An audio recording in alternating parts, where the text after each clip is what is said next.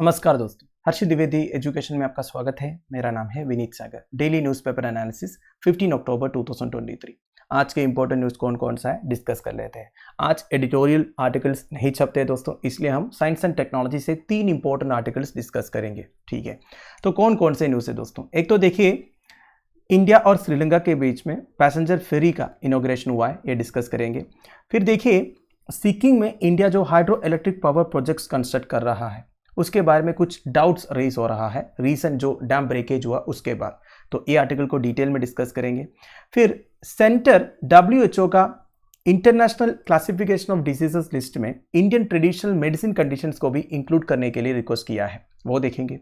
फिर देखिए, science and technology से 3 आर्टिकल्स है दोस्तों। One is regarding invention of A procedure, ठीक है, a tool regarding classification of tumours during surgery, ये देखेंगे। फिर हेपेटाइटिस सी को कंप्लीटली एलिमिनेट करने वाला है इजिप्ट, इसके बारे में देखेंगे। फिर how a 6.3 magnitude quake cost another of same intensity, तो अफगानिस्तान में जो अर्थक्वेक हुआ दोस्तों रिसेंटली अक्टूबर में जो हुआ, उसमें सेम मैग्नीट्यूड का अलग अलग क्वेक्स देखने को मिला। ये क्यों हुआ है ये डिस्कस करेंगे। ठीक है, तो आगे जाने से पहले लेक्चर पर लाइक का बटन, चैनल को अब तक शेयर एंड सब्सक्राइब नहीं किया हो तो कर लीजिएगा। मेंटरशिप कोर्स के बारे में आपको मालूम होगा दोस्तों, GS paper wise topics available है, ऑडियो लेक्चर्स के साथ आप ज्वाइन कर सकते हैं। ठीक है, साथ साथ में टेस्ट सीरीज भी है, आपको ज्यादा बताने की जरूरत नहीं, हर दिन आप बताते हैं। So do join the course. शुरुआत करते हैं सबसे पहला news, ferry to Sri Lanka plies after 40 years, GS paper 2 bilateral relations trade relations में न्यूज आपको काम आएगा। देखिए, 4 डिकेड्स के बाद इंडिया एंड श्रीलंका के बीच में एक high speed passenger ferry service शुरू हो गया है। सैटरडे को हमारा union minister of ports, shipping and waterways and Ayush Sarbananda Sonowal ji इसे इनोग्रेट किया है। तो चेरियापानी करके एक हाई स्पीड बोट डिपार्ट हुआ तमिलनाडु का नागपट्टनम से श्रीलंका का नॉर्थर्न प्रोविंस में जो कंकेसंतुरई है उधर तक। ठीक है, ये देखिए दोस्तों, यह है नागपट्टनम, तमिलनाडु का ईस्टर्न साइड में एक इंपॉर्टेंट कोस्टल सिटी है। नागपट्टनम से लेके श्रीलंका का नॉर्थर्न प्रोविंस में जो कंकेसंतुरई हार्बर है इधर तक ये पैसेंजर फेरी सर्विस होगा। 3 आवर्स लगेंगे नागपट्टनम से लेके कंकेसंतुरई तक पहुंचने के लिए। इसके अलावा श्रीलंका के कुछ इंपॉर्टेंट हार्बर्स एंड पोर्ट्स भी आप देख लीजिए दोस्तों, Kankesanthurai harbour, Trincomalee harbour, Oluvil port, Hambantota harbour, Galle harbour, Colombo port वगैरह वगैरह। ठीक है, इसमें से हम्बनटोटा पोर्ट के बारे में आपने सुना होगा दोस्तों, जिसे एक चाइनीज कंपनी ने पूरा मॉडर्नाइज किया था और श्रीलंकन गवर्नमेंट के पास चाइनीज कंपनी को पे करने के लिए उतने पैसे नहीं थे। Already billions of dollars invest हो चुका है, इसलिए श्रीलंकन गवर्नमेंट ने क्या किया, इस पोर्ट को चाइनीज कंपनी के लिए लीज में दिया है। ठीक है, तो अभी के हिसाब से हम्बनटोटा पोर्ट का पूरा मैनेजमेंट, एडमिनिस्ट्रेशन, एग्जीक्यूशन पूरा चाइनीज कंपनी कर रहा है। इसके अलावा कोलंबो पोर्ट में एक ईस्ट कंटेनर टर्मिनल है जिसे भी चाइनीज कंपनी ने डेवलप किया था। तो ये दोनों जो है दोस्तों ऑब्वियसली इंडिया के लिए एक स्ट्रैटेजिक थ्रेट है। इसलिए इंडिया अभी क्या सोच रहा है दोस्तों, ये जो सथेन रीजन है इधर सिक्योरिटी और री करने के लिए एक बहुत बड़ा नेवल बेस का भी प्लान किया है गवर्नमेंट इसी साइड में। ठीक है, इंडियन नेवी की तरफ से एक बहुत बड़ा नेवल बेस भी प्लान कर रहा है ये चाइनीज थ्रेट्स को काउंटर करने के लिए। ठीक है, नाउ इस पर मैं ज़्यादा डीप नहीं जा रहा हूँ, वापस आते हैं टॉपिक में। तो ध्यान दीजिएगा, नागपट्टनम से लेके कंकेसंतुरई हार्बर तक ये पैसेंजर फेरी सर्विस होगा। अब मैं आपको बताया था डिकेड्स पहले इसी तरह पैसेंजर फेरी सर्विस हुआ करता था इंडिया और श्रीलंका के बीच में, जिसे इंडो सीलोन एक्सप्रेस बोलते थे। ठीक है, ये ऑपरेट होता था from the port city of Thoothukudi and Colombo through Chennai, stopped operating after the Sri Lankan civil war in 1982। ये देखिए दोस्तों, इधर करीब आपको तूतुकुडी देखने को मिलेगा। ठीक है, तूतुकुडी से कोलंबो तक पैसेंजर फेरी सर्विस हुआ करता था। ठीक है, जिसका नाम था इंडिया सीलोन एक्सप्रेस। सीलोन क्या है, सीलोन एक्चुअली श्रीलंका का पुराना नाम है दोस्तों, हिस्टोरिकल नेम आप बोल सकते हैं। एक्चुअली देखिए 1815 में ब्रिटिशर्स ने श्रीलंका को टेक ओवर किया था, तो इंडिया जैसा श्रीलंका भी एक ब्रिटिश कॉलोनी हुआ करता था। पहले श्रीलंका को कैप्चर किया था पोर्चुगीज ने, और पोर्चुगीज ने सिलियो करके एक नाम दिया था। ठीक है, सिलियो या सिलावो, मेरा प्रोनाउंसिएशन गलत हो सकता है। जब 1815 में ब्रिटिशर्स ने टेक ओवर किया ना, तब उन्होंने ये सिलावो नाम चेंज करके अपना ट्रांसलेशन दे दिया, सिलोन नाम दे दिया। ठीक है, और जब 1948 में श्रीलंका जो है इंडिपेंडेंट हुआ तो उन्होंने अपना नाम बदल दिया। ठीक है, जो भी है, तो इंडो सीलोन एक्सप्रेस हुआ करता था तूतुकुडी से लेके कोलंबो तक। अब ये जो फेरी सर्विसेज का ये बंद कब हुआ था, जब श्रीलंकन सिविल वार हुआ था 1982 में। श्रीलंकन सिविल वार के बारे में आपको मालूम होगा, श्रीलंकन गवर्नमेंट फोर्सेस और LTTE के बीच में जो सिविल वार चला था, जिसमें इंडिया भी इंटरवेन किया था। जब राजीव गांधी हमारे प्राइम मिनिस्टर थे, तब इंडिया श्रीलंका फ्रेंडशिप अकॉर्ड के अनुसार उन्होंने इंडियन पीस कीपिंग फोर्स भेजा था श्रीलंकन फोर्सेस का मदद करने के लिए, ठीक है। और इंडियन फोर्सेस की सहायता से पूरा LTTE को सप्रेस किए थे, कौन? श्रीलंकन गवर्नमेंट फोर्सेस ने, ठीक है। पर इसके लिए हमारे प्राइम मिनिस्टर राजीव गांधी को अपना जान गंवाना पड़ा। आपको मालूम होगा दोस्तों, उसके कुछ महीने बाद जब राजीव गांधी तमिलनाडु में पेरुम्बतूर करके एक जगह में जब एक इलेक्शन कैंपेनिंग से रिलेटेड प्रोग्राम अटेंड करने आए थे, तब एक सुसाइडल अटैक हुआ था जिसमें हमारे पूर्व प्रधानमंत्री राजीव गांधी जी का डेथ हो गया था, ठीक है। तो हमारे लिए इंडिया और श्रीलंका के बीच में रिलेशंस थोड़ा सा सैड स्टोरी है, वही बात है। तो जैसे ये श्रीलंकन सिविल वार खत्म हुआ, इंडिया और श्रीलंका के बीच में रिलेशंस इतना अच्छा नहीं था, क्योंकि हमारे प्राइम मिनिस्टर का डेथ जो हुआ था, जो भी है। पर आज की डेट में इंडिया और श्रीलंका के बीच में रिलेशंस काफ़ी इंप्रूव हुआ है दोस्तों। इंडिया ने श्रीलंका को काफ़ी मदद भी किया है। एक डेढ़ साल पहले जब श्रीलंका में फाइनेंशियल इमरजेंसी हुआ था, तो इंडिया ने काफ़ी पैसे देके श्रीलंका को मदद किया है। और जब IMF के पास बेलआउट के लिए श्रीलंका पहुंचे, तभी इंडिया ने अपना सिक्योरिटी भी प्रोवाइड किया श्रीलंका के लिए, है कि नहीं। तो आज की डेट में एक अच्छा मैरीटाइम पार्टनर है इंडिया के लिए श्रीलंका जो है, ठीक है। और श्रीलंका इंडिया के बीच में ये फेरी सर्विसेज री इंट्रोड्यूस करने की बात एक्चुअली 2011 में ही शुरू हो गया था, ठीक है। 2011 में ये प्लान किया था कि 2 पैसेंजर फेरी सर्विसेज शुरू करेंगे, एक तूतुकुड़ी से कोलंबो तक, दूसरा रामेश्वरम से लेके तलेमानार तक। तूतुकुड़ी टू कोलंबो तो पुराना रूट था, आपको मालूम है। रामेश्वरम टू तलेमानार कहाँ पे है? देखिए ये है रामेश्वरम, ठीक है। ये पूरा रामेश्वरम आइलैंड है। रामेश्वरम का जो एंड है ये है धनुषकोडी। धनुषकोडी से राम सेतु ब्रिज जो है शुरू होता है, ठीक है। आपको मालूम है राम सेतु ब्रिज के बारे में ज़्यादा बताने की ज़रूरत नहीं है। और श्रीलंका का तलेमानार तक कनेक्ट होता है। तले मतलब क्या होता है? देखिए मैंने आपको पहले भी बोला है, तले मतलब होता है हेड। साउथ इंडियन लैंग्वेजेस में तले मतलब हेड होता है, ठीक है। तो मानार का ये जो गल्फ ऑफ मानार रीजन है, ये मानार है, तो ये मानार का एकदम हेड है तलेमानार। इधर तक राम सेतु ब्रिज है, करीब 8 किलोमीटर दूर है ये। तो इधर से इधर तक भी प्लान किया था, पर अब ये रूट बदल गया है, नागापट्टनम से लेके काकेसंतुरे तक होगा ये, ठीक है। Clear now. तो प्राइम मिनिस्टर नरेंद्र मोदी जी ने वर्चुअली वीडियो कॉल के थ्रू अपना ग्रेटिट्यूड एक्सप्रेस किया था। उन्होंने बोला नागापट्टनम से लेकर काकेसंतुरे तक ये जो फ्री सर्विस होगा, ये हमारे बीच में रिलेशंस को और स्ट्रेंथन करेंगे, ठीक है। So the project is under the India Sri Lanka joint committee. Objective क्या है? Revitalising regional trade and tourism and fostering stronger people to people relations. Obvious सी बात है दोस्तों, जब इस तरह की एक पैसेंजर फ्री सर्विस होगा तो हमारे बीच में टूरिज्म इंक्रीज होगा, रीजनल ट्रेड इंक्रीज होगा, पीपल टू पीपल रिलेशंस काफ़ी स्ट्रॉन्गर होगा, ठीक है। अगला, Sikim's fallen dam haunts India's dreams in Bhutan. GS Paper 2, Government Policies and Issues Arising Out of Its Implementation. GS Paper 3, Infrastructure. GS Paper 2, Bilateral Relations. ये सभी से आप इस पर्टिकुलर न्यूज़ को रिलेट कर सकते हैं। देखिए आपको मालूम है दोस्तों, सिक्किम में जो रीसेंट फ्लैश फ्लड्स हुआ था, जिसमें एक डैम ब्रेक हुआ था और करीब 94 पीपल का डेथ भी रिपोर्ट हुआ था दोस्तों। तो काफ़ी डिस्ट्रक्शन हुआ था, आपको मालूम है। So it is racing doubts about hydropower projects being developed now with design changes by the country abroad. आप देखिए दोस्तों, ये जो डैम का ब्रेकेज हुआ है, ये काफ़ी सारे डाउट्स रेज कर रहा है। मतलब इंडिया जो एब्रोड में डैम्स कंस्ट्रक्ट कर रहा है या फिर हाइड्रो पावर प्रोजेक्ट्स कंस्ट्रक्ट कर रहा है, उसकी क्वालिटी के ऊपर, ठीक है। नाउ इसमें काफ़ी सारे डैम्स का नाम आपको मिलेगा, सारे नोट कीजिएगा, आपसे एग्जामिनेशन में पूछ सकता है। The Chungtang Dam of Sikkim Urja Limited's 1,200 megawatt Teesta 3 hydroelectric project on River Teesta gave away on October 4, contributing to the death of at least 94 people in the downstream areas of Sikkim and West Bengal. तो basically कौन सा dam का breakage हुआ था? चुंगतांग dam, ठीक है। ये basically Sikkim ऊर्जा लिमिटेड का 1,200 megawatt Teesta 3 hydro electric project का पार्ट है दोस्तों, ठीक है। तो ये जैसे ब्रेक हुआ तो down stream areas of Sikkim and West Bengal में फ्लैश फ्लड्स हुआ, जिसमें करीब 94 पीपल का डेथ हुआ दोस्तों, ठीक है। So the devastation has refreshed worries over 2 of 3 India assisted under construction mega hydro power projects in Bhutan. देखिए दोस्तों, इंडिया काफ़ी सारे हाइड्रो इलेक्ट्रिक पावर प्रोजेक्ट्स को असिस्ट कर रहा है जो भूटान में है, और इंडिया ने अश्योर किया है कि भूटान से वो इलेक्ट्रिसिटी खरीद लेंगे। एक्चुअली इंडिया और भूटान के बीच में रिलेशंस काफ़ी सही है, ठीक है। इंडिया भूटान को काफ़ी मदद भी किया है। जितने ये हाइड्रो पावर प्रोजेक्ट्स वगैरह है इसमें 70 to 75% इंडिया कंट्रीब्यूट कर रहा है और इंडिया ये अश्योर भी कर रहा है उन्हें कि हम आपसे इलेक्ट्रिसिटी भी खरीदेंगे। और भूटान के लिए हाईएस्ट इनकम सोर्स है दोस्तों ये इलेक्ट्रिसिटी सेल जो है, और उसके लिए इंफ्रास्ट्रक्चर कौन कंस्ट्रक्ट करके दे रहा है? इंडिया दे रहा है, आपको मालूम है। तो अब ये जो डिवास्टेशन हुआ है दोस्तों, मतलब चुंगतांग डैम का जो ब्रेकेज हुआ है, इससे काफ़ी सारे डाउट्स रेस हो रहा है, मतलब काफ़ी वरीज भी रिफ्रेश हो रहा है। मतलब देखिए, India actually 3 mega hydro electric power projects का प्लान किया था। एक तो ये है, ये चुंगतांग डैम में जो तीस्ता 3 हाइड्रो इलेक्ट्रिक प्रोजेक्ट था।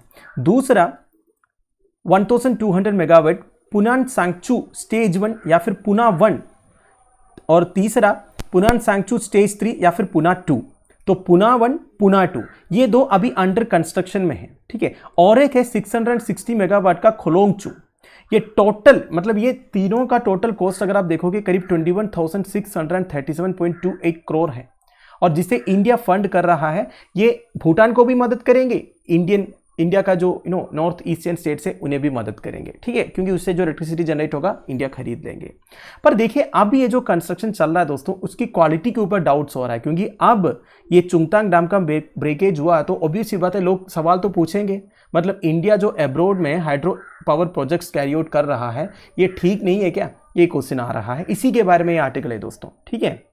देखिए, on Pune 2 targeted for commissioning in 2023-24, the note said poor geological strata and shear zone being encountered at left bank and foundation of dam and HRT headrace tunnel connecting water intake at dam site to power house for generation of hydroelectricity. Remedial measures are under progress. तो बात यह है दोस्तों, already वो जो area है जहां पे हाइड्रो इलेक्ट्रिक प्रोजेक्ट्स कंस्ट्रक्ट हो रहा है, वो एरिया काफ़ी वल्नरेबल है दोस्तों।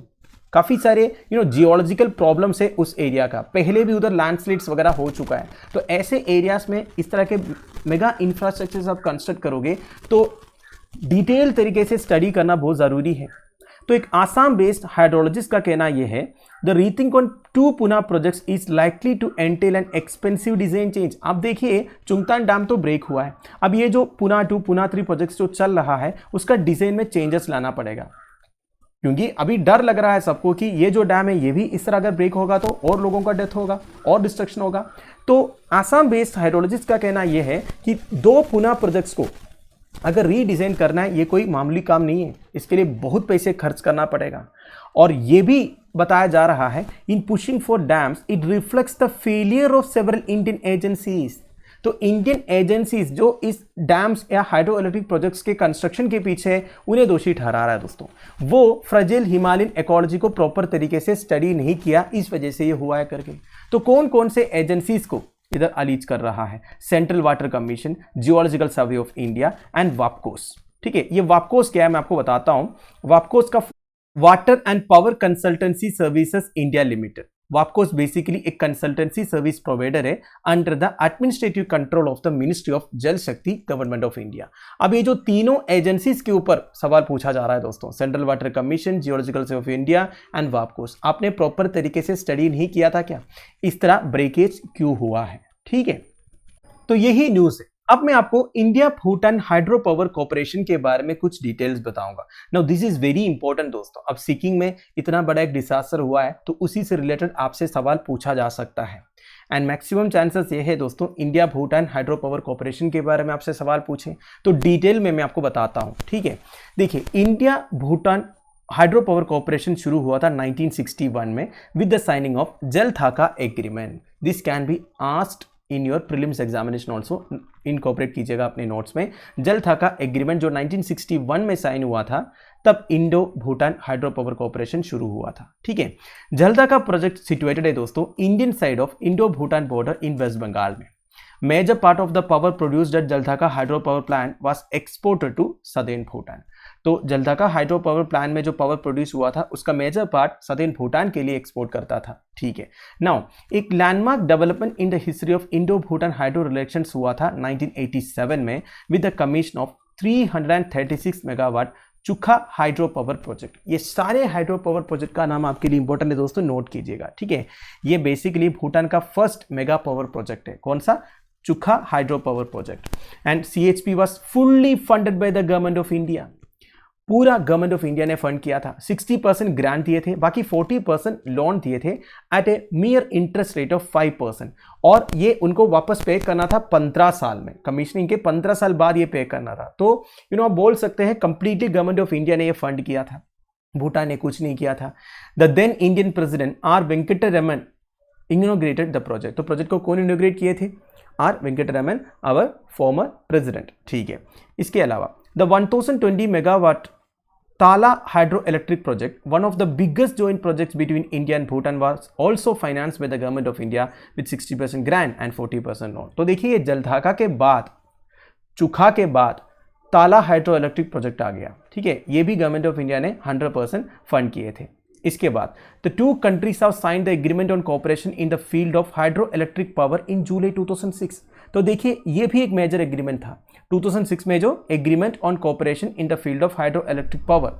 इसी के बेसिस पर अभी ये जो ये चल रहा है ना दोस्तों, basically hydro electric power projects का कंस्ट्रक्शन अभी जो चल रहा है, चाहे वो पुना 1 हो, पुना 2 हो, या फिर जो ब्रेक हुआ Teesta 3 hydro electric power project हो, ये सब actually 2006 agreement on cooperation in the field of hydro electric power से ही शुरू हुआ था। ठीक है, नाउ मई 2008 में the then prime minister of India doctor Manmohan Singh ji Bhutan visit किए थे और एक प्रोटोकॉल साइन किए, 2006 agreement concerning cooperation in the field of hydro electric power.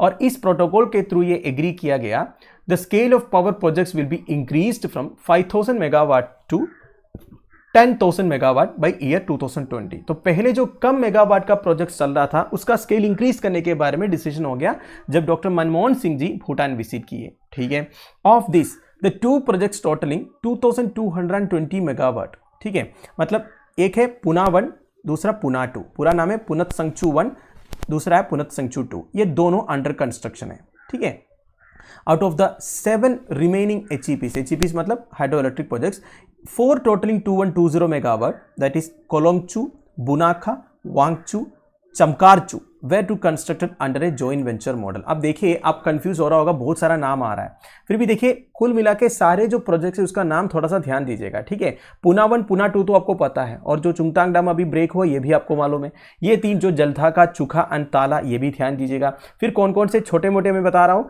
कोलोंगचू हो गया, बुनाखा हो गया, वांगचू हो गया, चमकारचू हो गया। तो ये सारे बेसिकली इंडिया और भूटान के बीच में जो एग्रीमेंट्स वगैरह साइन हुए उसी के बेसिस पर बनाया जा रहा है। ठीक है, नाउ अप्रैल 2014 में दोनों कंट्रीज ने framework inter governmental agreement sign हुआ दोस्तों, concerning development of joint venture hydro power projects through public sector undertakings of the two countries. तो दोनों कंट्रीज के public sector undertakings, that is PSUs जो है अंडरटेक करेंगे joint venture hydro power projects को, ये डिसीजन हुआ। ठीक है, तो इसके हिसाब से it provided the framework for implementing 4 HEPs। कौन कौन सा? Kholongchu, Bunakha, Wangchu and Chamkharchu, totalling 2120 megawatt, जो इधर मैंने आपको बताया। ठीक है, now subject to completion of the due process of appraisal of the detail project reports including techno economic viability. तो बेसिकली ये प्रोजेक्ट वगैरह कंप्लीट करने से पहले एक डिटेल प्रोजेक्ट रिपोर्ट तैयार करना होगा, टेक्नो इकोनॉमिक वायबिलिटी जो है ये चेक करना होगा, ये सब बताया जा रहा है। ठीक है, नाउ 2014 में prime minister Narendra Modi ji visit किए थे भूटान और 600 megawatt Kholongchu hydro electric project का फाउंडेशन स्टोन ले किए थे। ठीक है, ये बेसिकली एक जॉइंट वेंचर है represented by SJVNL from India and Druk green power corporation from Bhutan. मैंने आपको बताया था ना, PSUs अंडरटेक करेंगे, मतलब दोनों कंट्रीज के PSUs अंडरटेक करेंगे, दोनों का जॉइंट वेंचर होगा। तो भूटान का Druk green power corporation and India का SJVNL। ठीक है, इसके बाद देखिए 72 megawatt Mangdechhu hydro electric project jointly inaugurate किया गया अगस्त 2019 में by the honourable prime ministers of India and Bhutan. ठीक है, तो आप ये समझ सकते हैं दोस्तों, इंडिया और भूटान के बीच में जो रिलेशन है ना, वो सबसे ज़्यादा हाइड्रो इलेक्ट्रिक पावर रीजन में है। ठीक है, तो सारे जो प्रोजेक्ट्स का नाम, डैम का नाम, यह सब आप ध्यान दीजिएगा। Now the sale of hydro power accounted for the largest share by the country's GDP। तो भूटान का जो GDP है दोस्तों, उसका लार्जेस्ट शेयर किसमें से आता है? सेल ऑफ हाइड्रो पावर से। Very important point. Now it is also the most important export item contributing about 63% of Bhutan total exports. तो भूटान का जो टोटल एक्सपोर्ट्स हो रहा है दोस्तों, उसका 63% कहाँ से आता है? हाइड्रो पावर सेल से। Drew green corporation Drew Green Power Corporation, which controls all electricity generation plants of the country, is the highest taxpayer of the country. तो भूटान में एक PSU है दोस्तों, ड्रू ग्रीन पावर कॉर्पोरेशन। ये भूटान का सारे electricity generation plants को control करते हैं एंड हाईएस्ट टैक्स पेयर भी है भूटान में, ध्यान दीजिएगा। नाउ देखिए, Bhutan is endowed with abundant water and hydro power forms and important sector of भूटानीज economy. Bhutan के लिए वाटर रिसोर्सेज की कोई कमी नहीं है, तो ऑब्वियसली वो सबसे ज़्यादा major hydro electric power projects वगैरह कैरी आउट करेंगे, ठीक है। तो इतना ही है, मैंने आपको काफ़ी कुछ पावर प्रोजेक्ट्स के बारे में बताया है। तो पुनट संगचू 1, पुनट संगचू 2 एंड और कौन कौन सा बोला मैंने, ताला बोला था, जलथाका बोला था और चुखा हाइड्रो पावर प्रोजेक्ट बोला था। ये सब आप अलग से नोट कीजिएगा, ठीक है। और जितने एग्रीमेंट साइन हुआ है इंडिया और भूटान के बीच में, जैसे कि देखिए 2006 में जो agreement on cooperation in the field of hydro electric power, फिर 2006 में जो प्रोटोकॉल साइन हुआ था cooperation in the field of hydro electric power, फिर 2014 में फ्रेमवर्क इंटरगवर्नमेंटल एग्रीमेंट, ये सारे हाइड्रो इलेक्ट्रिक पावर सेक्टर में कोऑपरेशन के बेसिस पर है, ठीक है। ये सब आप ध्यान दीजिएगा। फाइनली अब भूटान का मैप भी देख लेते हैं दोस्तों। भूटान 2 कंट्रीज के साथ अपना बॉर्डर शेयर करते हैं। One is Tibet which is under China, second is India. और इंडिया में कौन कौन से स्टेट्स के साथ भूटान अपना बॉर्डर शेयर कर रहा है, this is also important. Sikkim है, वेस्ट बंगाल है, आसाम है, अरुणाचल प्रदेश है। तो 4 इंडियन स्टेट्स के साथ भी भूटान अपना बॉर्डर शेयर कर रहा है, ठीक है। चलिए अगला न्यूज़ पर चलते हैं। Centre seeks inclusion of traditional medicine on WHO's लिस्ट, जीएस पेपर 1 इंडियन हेरिटेज में आपको काम आएगा। देखिए दोस्तों, देखिए वर्ल्ड हेल्थ ऑर्गेनाइजेशन का इंटरनेशनल क्लासिफिकेशन ऑफ डिसीजेस है। ये बेसिकली एक कॉमन स्टैंडर्डाइज्ड लैंग्वेज प्रोवाइड करता है दुनिया भर के हेल्थ प्रोफेशनल्स के लिए कुछ स्टैंडर्डाइज्ड इंफॉर्मेशन शेयर करने के लिए, मतलब दुनिया भर के डिसीजेस के बारे में, ट्रीटमेंट के बारे में, ठीक है, एंड एक एक डिसीजेस का मोर्बिडिटी रेट्स क्या है, ये सब के बारे में। पर अभी तक क्या होता था, इसमें केवल इंग्लिश मेडिसिन कंडीशंस के बारे में इंफॉर्मेशन अवेलेबल था। कोई ट्रेडिशनल सिस्टम ऑफ मेडिसिन के बारे में या फिर कंडीशंस के बारे में इसमें इंफॉर्मेशन नहीं था। पर मोस्ट रिसेंटली चाइना के कुछ ट्रेडिशनल मेडिसिन कंडीशंस के बारे में इसका मॉड्यूल 1 में ऐड किया गया। Basically international classification of diseases 11 का मॉड्यूल 1 में चाइनीज ट्रेडिशनल मेडिसिन कंडीशंस के बारे में इंफॉर्मेशन इंक्लूड किया गया। अब ये जो चाइनीज ट्रेडिशनल ट्रीटमेंट्स वगैरह है, ये चाइना, जापान, कोरिया जैसे कंट्रीज में कॉमनली यूज होते हैं। तो क्यों नहीं Indian traditional health care systems के बारे में इंफॉर्मेशन इसमें ऐड करें। तो ये इंडिया ने WHO को बोला था, ठीक है। तो WHO अभी कंसिडर करेंगे इंडियन ट्रेडिशनल मेडिसिन कंडीशंस को भी किसमें, ये इंटरनेशनल क्लासिफिकेशन ऑफ डिसीजेस में इंक्लूड करने का। बेसिकली हमारा आयुर्वेदा, यूनानी, सिद्धवैद्या, होम्योपैथी जिसे आयुष कहते हैं, आपको मालूम होगा, ठीक है। और देखा जाएगा तो ये जो आयुष है दोस्तों, ये तो सदियों से साउथ एशिया में, प्रेडोमिनेंटली इंडिया में यूज किया जा रहा है, ये बात आपको मालूम है, ठीक है। तो देखिए, the development of module 2 for Ayurveda related diagnostic systems is being actively supported by the ministry of Ayush. तो बेसिकली मॉड्यूल 1 में Chinese traditional medical conditions and diagnostic procedures के बारे में लिखा हुआ है। तो मॉड्यूल 2 ऐड करने के बारे में इंडिया रिक्वेस्ट कर रहा है। मॉड्यूल 2 में इंडियन ट्रेडिशनल जो मेडिसिन कंडीशंस है, हमारे जो डायग्नोस्टिक प्रोसीजर्स है, ये सब के बारे में इंक्लूड करना चाहिए, ठीक है। और इसे एक्टिवली सपोर्ट कर रहा है हमारा ministry of Ayush. Obviously ministry of Ayush जो है इसे एक्टिवली परस्यू कर रहा है। मॉड्यूल 2 में इंडियन ट्रेडिशनल मेडिसिन के बारे में इंफॉर्मेशन होगा करके, ठीक है। तो देखिए, इसमें इसका नाम से आप थोड़ा सा कंफ्यूज हो गया होगा, इंटरनेशनल क्लासिफिकेशन ऑफ डिसीजेस लिखा है। अब देखिए, डिसीजेस को ट्रीट करने के लिए सबसे पहले क्या करना जरूरी है, डायग्नोस्टिक्स करना जरूरी है। अब डायग्नोस्टिक्स करने का अलग अलग प्रोसीजर्स है दोस्तों, है कि नहीं। इंग्लिश सिस्टम ऑफ मेडिसिन में एक प्रोसीजर है जिसमें अलग अलग इक्विपमेंट्स एंड टेस्ट यूज किया जाता है। और अगर आप आयुष में आओगे, जैसे कि आयुर्वेदा, सिद्धवैद्या, होम्योपैथी, यूनानी वगैरह, उसमें डायग्नोस्टिक प्रोसीजर्स अलग है।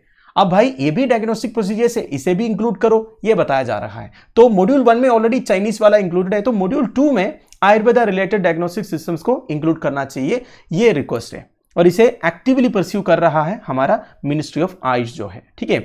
It extensively banks on the implementation experience gained on the ground. तो देखिए, आयुष का कहना यह है कि हमने ऑलरेडी ये इंप्लीमेंट कर चुका है, बस आपको ये कॉपी पेस्ट करना है। हमारा ऑलरेडी एक national AYUSH morbidity and standardised technologies electronic portal है। इसमें सारे स्टैंडर्डाइज्ड टर्मिनोलॉजीज आपको देखने को मिलेगा, ठीक है। आपको मोर्बिडिटी रिलेटेड डिटेल्स मिल जाएगा, डायग्नोस्टिक प्रोसीजर्स के बारे में इंफॉर्मेशन मिल जाएगा। इसके अलावा हमारे एक Ayush health information management system है, तो ऑलरेडी हमने ये इंप्लीमेंट करके सक्सेसफुल बना है, बस आपको भी ये इंक्लूड करना है। क्योंकि देखिए इंडिया में जो ट्रेडिशनल मेडिसिनल सिस्टम यूज हो रहा है उसे अगर आप इंक्लूड नहीं करोगे तो ये कौन सा इंक्लूसिव हो गया। इंडिया ऐसा कंट्री है जहां पे सबसे ज्यादा पॉपुलेशन रहते हैं, और इतना ज्यादा पॉपुलेशन अगर यूज करने वाला एक ट्रेडिशनल हेल्थ केयर सिस्टम को अगर आप इंक्लूड नहीं कर रहे हो तो आप बिल्कुल इंक्लूसिव नहीं है। तो हमें भी इंक्लूड करना चाहिए, ये मिनिस्ट्री ऑफ आयुष का कहना है। ठीक है, वैसे देखिए इंडिया का recognised systems of traditional medicine के बारे में बात करें वो है आयुष। फुल फॉर्म है आयुर्वेदा, सिद्ध वैद्य, यूनानी, योगा, नेचुरोपैथी, होम्योपैथी। ठीक है, अब ये सारे सिस्टम्स को कौन रिप्रेजेंट करता है इंडिया में? एक मिनिस्ट्री है, मिनिस्ट्री ऑफ आयुष। ठीक है, मिनिस्ट्री ऑफ आयुष का फुल फॉर्म है ministry of Ayurveda, yoga, naturopathy, यूनानी, सिद्धा एंड होम्योपैथी। ठीक है, नाउ इंडिया का ट्रेडिशनल मेडिसिन सिस्टम एक होलिस्टिक साइंस ऑफ लाइफ है। It is one of the oldest medical sciences in the world. ठीक है, आपने चरक संहिता, सुश्रुत संहिता ये सब के बारे में सुना होगा। ठीक है, Ayush systems have codified about 8000 herbal remedies. तो आयुष सिस्टम्स ने 8000 से ज्यादा हर्बल रेमेडीज को कोडिफाई किया है। और आयुष सिस्टम्स का मेन रिपोजिटरी कौन है? ऑब्वियसली इंडियन फॉरेस्ट है दोस्तों। देखिए इंडियन फॉरेस्ट में ऐसा कोई इंडियन फॉरेस्ट में सारे डिसीजेस के लिए आपको सॉल्यूशन मिल जाएगा, है कि नहीं? बस आपको आइडेंटिफाई करना है, ये नॉलेज चाहिए। ये नॉलेज बेसिकली ट्राइबल पॉपुलेशन के पास रहते हैं, आपको मालूम होगा। तो इंडियन फॉरेस्ट में आपको सारे डिसीजेस के लिए एक्चुअली देखा जाएगा तो रेमेडी मिल जाएगा। बस आपको इसे प्रॉपर तरीके से आइडेंटिफाई करके उसमें से एक्सट्रैक्ट निकालना है। वैसे देखिए दोस्तों, जितने आजकल का एडवांस्ड मेडिसिन वगैरह है वो किससे बनता है? इस तरह के हर्ब से ही तो बनता है कि नहीं? So the first ever WHO Global Summit on Traditional Medicine was held in Gandhinagar. अब ये भी बताना जरूरी है दोस्तों, मैं याद आया तो इंक्लूड किया है। Recently August 17 and 18, 2023 को WHO का global summit on traditional medicine हुआ था। कहाँ पे हुआ था? गांधीनगर, गुजरात में। Ministry of AYUSH and world health organisation इस समिट को ऑर्गेनाइज किया था। लेकिन इतना सब कुछ हम कर रहे हैं दोस्तों, WHO को बिना बुला के समिट ऑन ट्रेडिशनल मेडिसिन हम कंडक्ट करवाया है, और आप हमारे ट्रेडिशनल मेडिसिनल सिस्टम को इंक्लूड नहीं कर रहे हैं इंटरनेशनल क्लासिफिकेशन ऑफ डिजीजेस में। ये कौन सा लॉजिक है? ठीक है, तो इतना ही, इसमें ज्यादा कुछ नहीं है, बस एक इंफॉर्मेशन है आपके लिए। ठीक है, अगला, Armenian president signs ratification of ICC membership despite Moscow's ire. GS paper 2 international institutions या फिर इंटरनेशनल रिलेशंस में टॉपिक आपको काम आएगा। देखिए, Republic of Armenia international criminal court का ज्यूरिसडिक्शन को रिकॉग्नाइज किया है। मतलब इंटरनेशनल क्रिमिनल कोर्ट अगर कुछ ऑर्डर पास करेंगे तो ये आर्मेनिया के लिए भी एप्लीकेबल होगा, वो भी रेट्रोएक्टिवली इन्होंने रिकॉग्नाइज किया है। रेट्रोएक्टिवली का मतलब क्या है? मतलब आज से नहीं, पहले से ही। वो डेट इधर बोला नहीं है। रेट्रोएक्टिवली का मतलब यह है कि आज अगर मैं ये साइन कर रहा हूं, इसका मतलब यह नहीं है कि आपका ज्यूरिसडिक्शन आज से होगा, पहले से है आपका ज्यूरिसडिक्शन। मतलब आपको पहले वाला कोई ऑर्डर का इंप्लीमेंटेशन करना है तो वो भी आप कर सकते हो। तो ये बोल के रिपब्लिक ऑफ आर्मेनिया के जो प्रेसिडेंट है खचाटुडियन, इन्होंने ICC का ज्यूरिसडिक्शन को रिकॉग्नाइज किया है। ठीक है, अब इसके पीछे थोड़ा सा बैकग्राउंड भी बताना होगा दोस्तों। ये जो डिसीजन है आर्मेनिया का, इससे रशिया खुश नहीं है। क्योंकि देखिए, ये जो इंटरनेशनल क्रिमिनल कोर्ट है जो हेग में बेस्ड है, इन्होंने रशियन प्रेसिडेंट व्लादिमीर पुतिन के खिलाफ में एक अरेस्ट वारंट इशू किया था over the illegal deportation of Ukrainian children to Russia.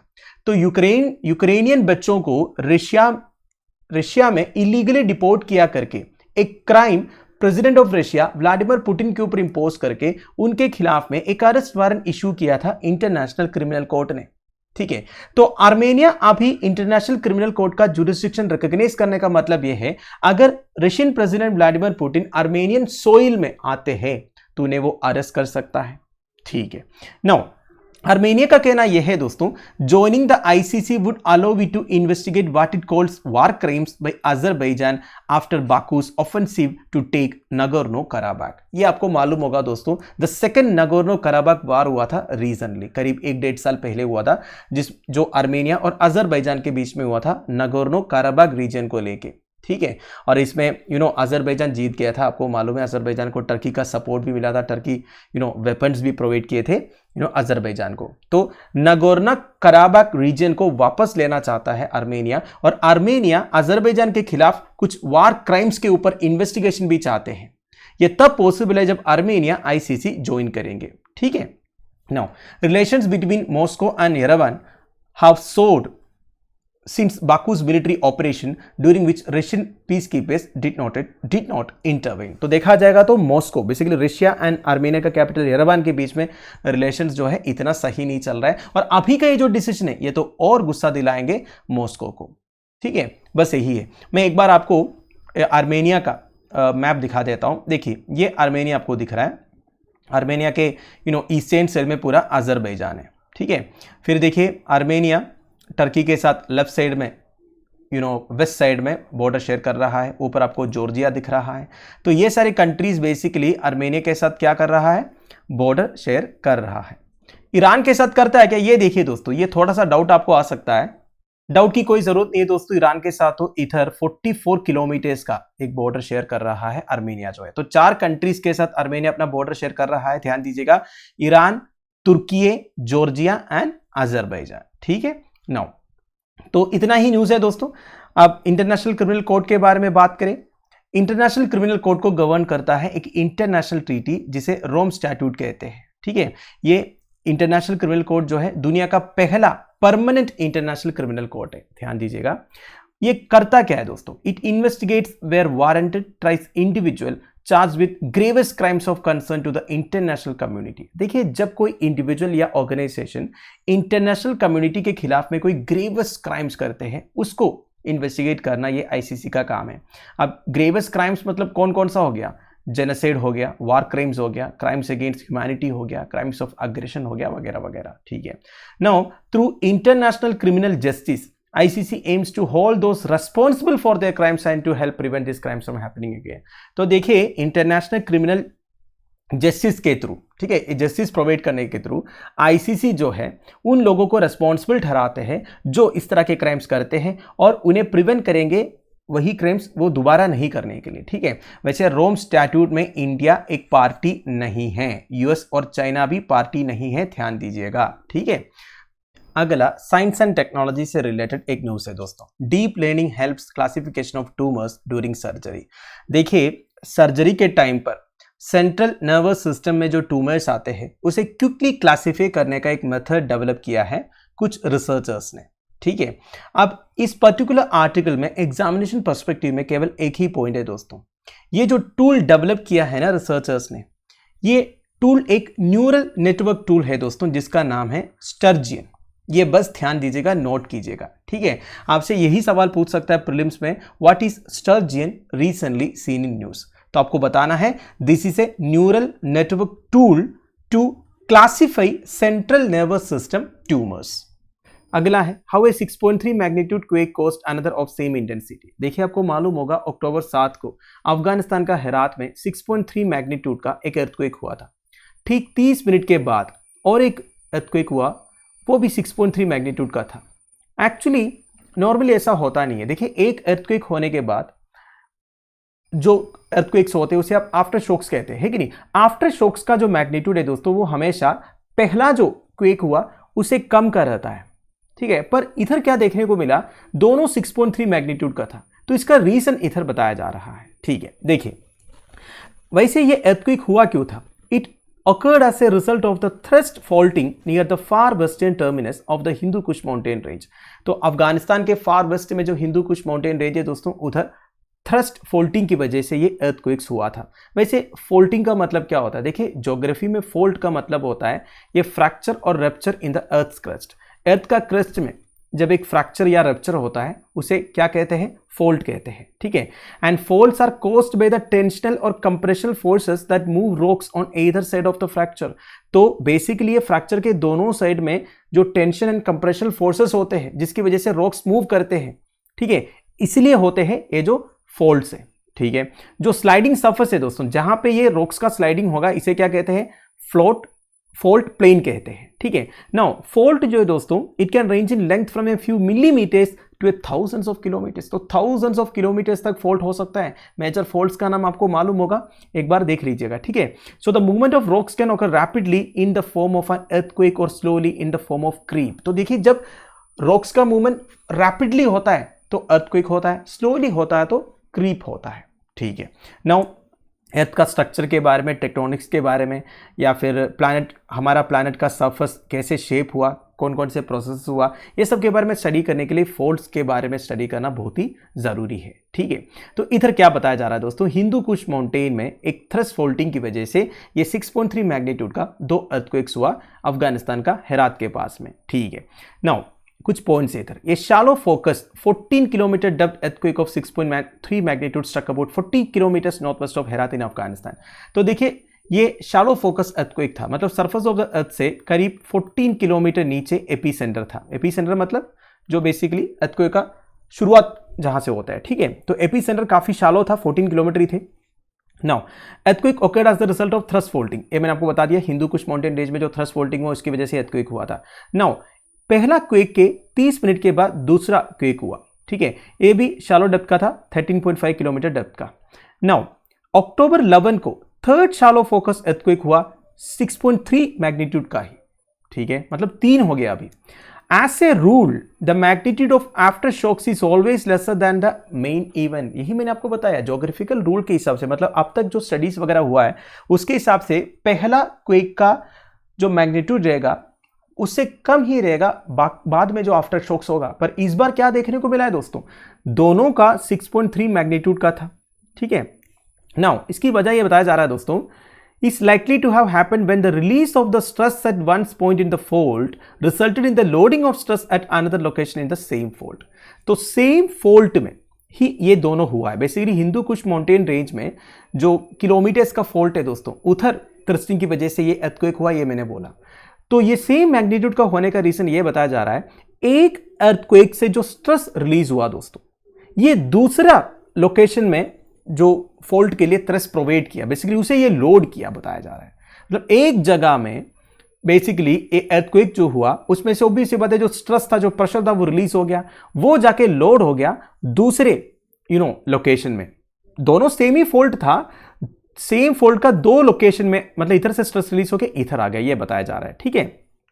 So the loading of stress can result in another earthquake which can be of similar or higher magnitude but never smaller than the first quake। जब इस तरह होता है, मतलब एक location का stress release होके दूसरे में लोड होते हैं सेम फोल्ट में, तब हमेशा मैग्नीट्यूड जो है सेम रहेगा, ज्यादा हो सकता है पर कभी भी कम नहीं होगा। ये पॉइंट आप ध्यान दीजिएगा, ऐसे स्टेटमेंट आपसे एग्जामिनेशन में पूछ सकता है, ठीक है।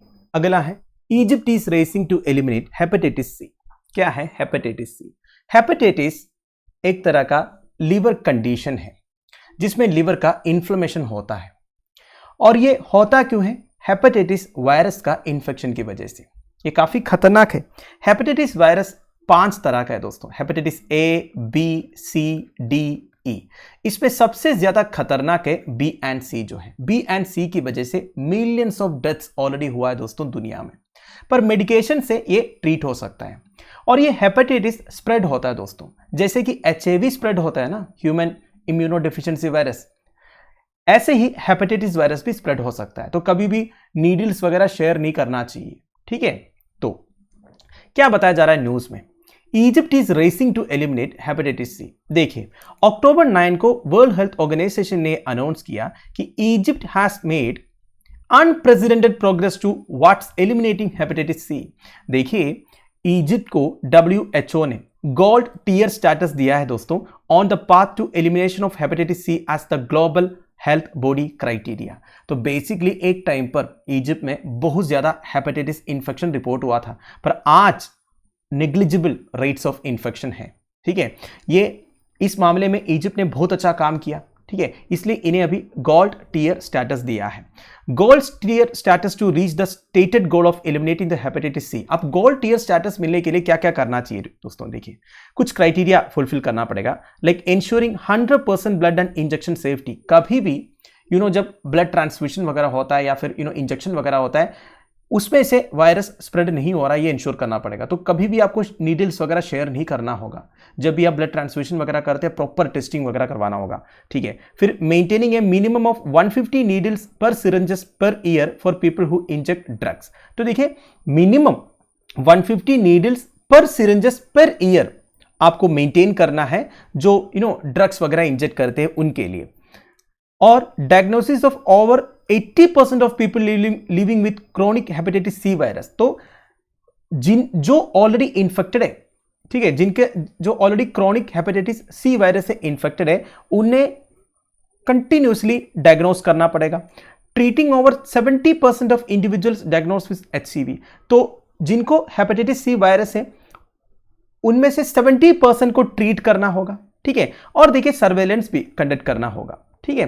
तो ये सब अगर आप प्रॉपर तरीके से करोगे तो आपको मिल जाएगा गोल्ड टियर स्टेटस। तो इजिप्ट ने क्या किया है, Egypt 87% of people living with hepatitis C को डायग्नोस किया, 93% को ट्रीटमेंट प्रोवाइड किया। मतलब WHO के जो गोल्ड टियर टारगेट्स है दोस्तों, उसे तो उन्होंने सरपास किया, ठीक है। Now the WHO gold tier targets of diagnosing at least 80% of people living with hepatitis C and providing treatment to at least 70% of diagnosed people, है कि नहीं। गोल्ड टियर स्टेटस मैंने आपको इधर बता दिया, उससे तो ज्यादा ही किया इजिप्ट ने, ठीक है। इजिप्ट ने एक इनिशिएटिव कैरी आउट किया था, वो इनिशिएटिव का नाम है 100 मिलियन हेल्थी लाइव्स। तो इस इनिशिएटिव के थ्रू एक्चुअली इजिप्ट ने सिग्निफिकेंटली रिड्यूस किया दोस्तों हेपेटाइटिस वायरस का जो प्रिवेलेंस है। देखिए हेपेटाइटिस सी को 2016 में 10% से 2018 तक 5% में लाया और 2019 में लेस देन 1% में लाया। तो आप देख सकते हैं कितना खतरनाक प्रोग्रेस अचीव किया है इजिप्ट ने। तो आज की डेट में less than 1% hepatitis C virus prevalence है इजिप्ट में, ठीक है। तो ये इनिशिएटिव का नाम आप ध्यान दीजिएगा, 100 मिलियन हेल्थी लाइव्स इनिशिएटिव। ये किस कंट्री से रिलेटेड है आपसे एग्जामिनेशन में पूछ सकता है, या फिर ऐसे पूछ सकता है WHO का गोल्ड टियर स्टेटस किसको मिला है हेपेटाइटिस सी को एलिमिनेट करने में, है कि नहीं। नाउ और ये जो क्राइटेरिया है गोल्ड टियर स्टेटस का मैंने बताया, ये भी ध्यान दीजिएगा। तो और कुछ पॉइंट्स इधर दिया हुआ है दोस्तों। इजिप्ट का जो जर्नी रहा, having one of the world's highest rates of hepatitis C infection to being on the path of elimination in less than 10 years is nothing short of outstanding. ये बोला है WHO का director general doctor Tedros Adhanom. मतलब देखिए एक time पर दुनिया में सबसे ज्यादा infection hepatitis C infection Egypt में हुआ करता था, और 10 साल में वो हेपेटाइटिस सी को एलिमिनेट करने वाला है। तो इजिप्ट एक एग्जाम्पल सेट किया है दुनिया के लिए कि मॉडर्न टूल्स की सहायता से और एक पॉलिटिकल कमिटमेंट की सहायता से किस तरह आप ऐसे अचीवमेंट्स को अचीव कर सकते हैं और मिलियंस ऑफ लाइव्स को बचा सकते हैं, ठीक है। नाउ अब इजिप्ट ने जो भी मेडिकल इंटरवेंशंस किया उसमें से सबसे इंपॉर्टेंट है दोस्तों reducing the cost of medical treatment per patient to less than $50 through local manufacturing. तो वो इंपोर्ट्स के ऊपर ज्यादा डिपेंडेंट नहीं हुआ, इसलिए वो कॉस्ट को कंट्रोल कर पाया। उन्होंने लोकल मैन्युफैक्चरिंग किया और पर पेशेंट मेडिकल ट्रीटमेंट कॉस्ट को लेस देन $50 तक लाया, ठीक है। ये इजिप्ट के लिए एक बहुत बड़ा अचीवमेंट था। एंड हेपेटाइटिस सी इन्फेक्शन के बारे में और कुछ डिटेल्स अगर डिस्कस करें, it is unevenly distributed globally. और सबसे ज्यादा कौन कौन से रीजन्स में दोस्तों, यूरोपियन कॉन्टिनेंट में 22% है, साउथ ईस्ट एशिया में 20% है, ईस्टर्न मेडिटेरेनियन रीजन में 17% है। 2023 WHO डॉक्यूमेंट के हिसाब से there were 1.5 million new infections with 1/3 of new HCV infections occurring in the eastern Mediterranean region. तो 1.5 मिलियन इन्फेक्शंस जो रिपोर्ट हुआ था नया, उसमें से 1/3 जो है ईस्टर्न मेडिटेरेनियन रीजन में रिपोर्ट हुआ था। Prevalence of hepatitis C across the world in 2019 was 58 million. तो 2019 में 58 मिलियन केसेस थे और हर साल करीब 1.5 मिलियन केसेस ऐड हो रहा है, ठीक है।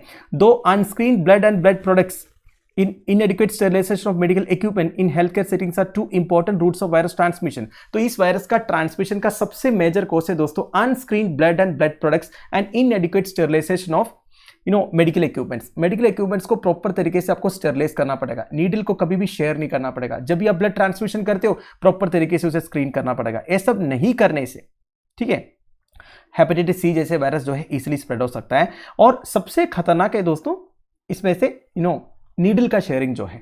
नीडल्स कभी भी शेयर नहीं करना चाहिए। The use of safe injections has however reduced new hepatitis C infections. तो पूरी दुनिया में आजकल देखा जाएगा तो ये नीडल शेयरिंग कम ही होता है, कम नहीं बिल्कुल होता ही नहीं है, क्योंकि आप सबको पता है HIV हेपेटाइटिस जैसे वायरस जो स्प्रेड होता है, तो ये कम होने की वजह से हेपेटाइटिस इन्फेक्शंस को ड्रास्टिकली रिड्यूस भी कर पाया है। ठीक है, तो ये पर्टिकुलर आर्टिकल में से आपको काफी सारी इंफॉर्मेशन मिल गया होगा। एवरीथिंग इज इंपॉर्टेंट प्रीलिम्स के पर्सपेक्टिव में, और कुछ अब मेंस के पर्सपेक्टिव में भी पॉइंट्स आप इंक्लूड कर सकते हैं इसमें से। तो दोस्तों दैट्स इट। आई होप आपको वीडियो इन्फॉर्मेटिव लगा होगा। लेक्चर की PDF एज यूजुअल आपको टेलीग्राम चैनल में मिल जाएगा, जिसका लिंक नीचे डिस्क्रिप्शन बॉक्स में प्रोवाइडेड है। Thank you for watching, bye bye, have a nice day.